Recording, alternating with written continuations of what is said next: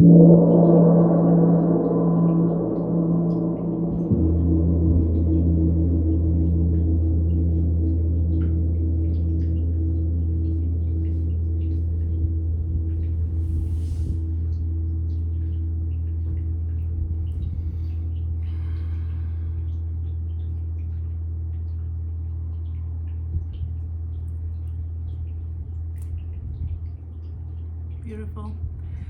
Hi, this is Kate from Clear Blue Tarot, and for the first time I am starting the astrological readings like most people do to kind of narrow down your collective. Of course, you don't need to only watch for your sign. You can choose to watch other signs, because a lot of us in our charts, we do have many of the astrological signs showing up under different planets.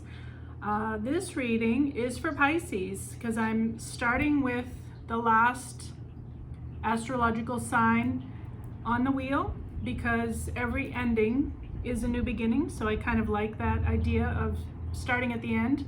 When I was in college and I had to read a ton of books, I used to sometimes read the end first to see, and then skip around through it. I didn't always read the whole book. Telling you that right off the bat. But anyways, I'm not going to do that here. We're going to go through the whole reading. I already pulled the cards. I like to shuffle off screen, lay out the spread. I did a Celtic cross spread, and I did a bunch of clarifiers from oracle decks.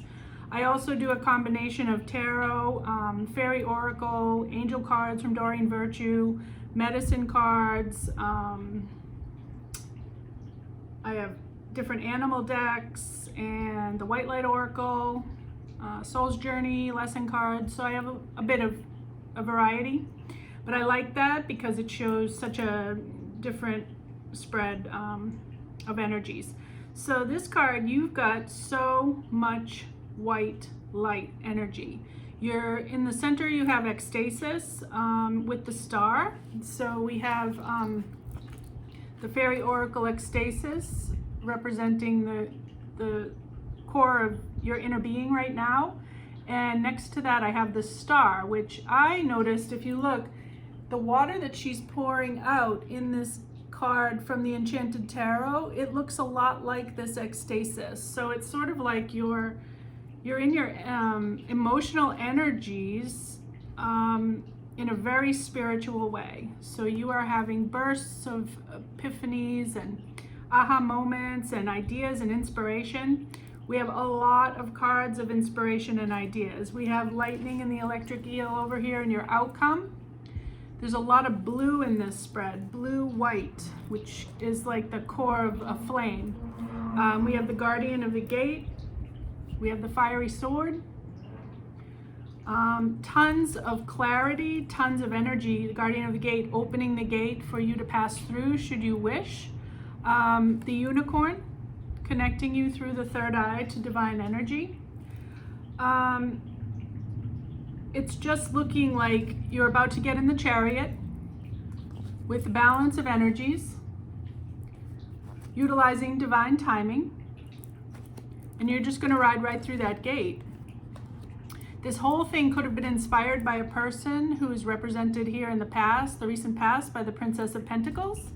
So it could be that you met someone or know someone who guided you to this experience, which is a very, very spiritual experience of just really opening up to the divine. The cautions, the advice, the maybe a little bit more negative side of the coin here is represented by the challenge of the Seven of Swords, which is crossing you in the middle of the Celtic cross spread. And in this deck, it shows that she does have a gloved hand and a bare hand, and she, for some reason, is protecting herself from these negative energies using her bare hand. So it's to go within and realize that you do have an ability to protect yourself that you cannot be hurt. The glove will protect you. So go within and use your boundaries. We have the octopus card here about boundaries. If people are not having good boundaries towards you, you need to let them know that and put up that shield. On the other hand, if you, with all this newfound energy, you are putting out too much energy and too much sharing and not having boundaries because you're so flooded with this energy that you're overwhelming people, then you need to be conscious of pulling back your energy and not invading other people's space with it to overwhelm them. If you do need to cut things out, you are, as a foundational card, you are embracing the Queen of Swords energy. So you can pick up this fiery sword and just cut things out that don't work.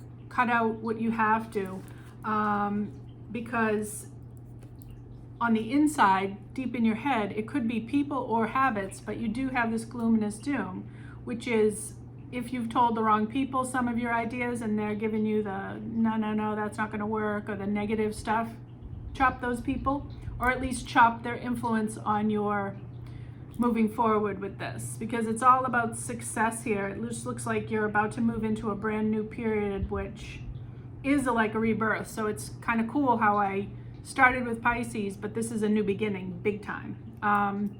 So get rid of the gloominess doom, get rid of the mental nail biting.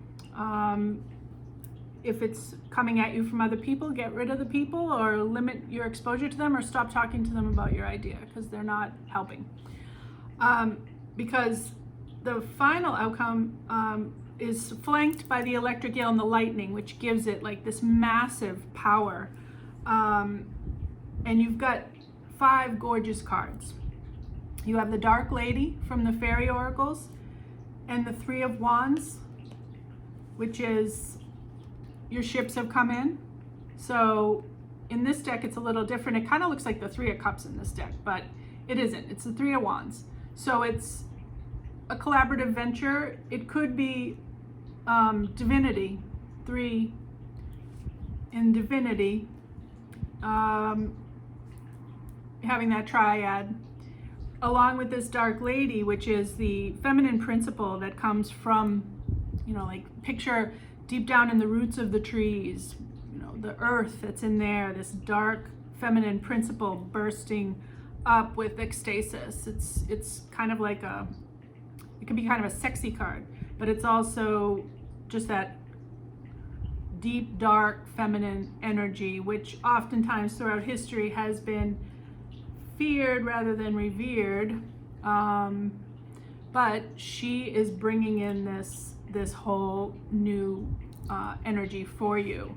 And the final 3 up here are really interesting and beautiful because it's a clear-cut message. You've got love in the center, the soul's journey, love, which reads, oh my God, can't even see big letters anymore.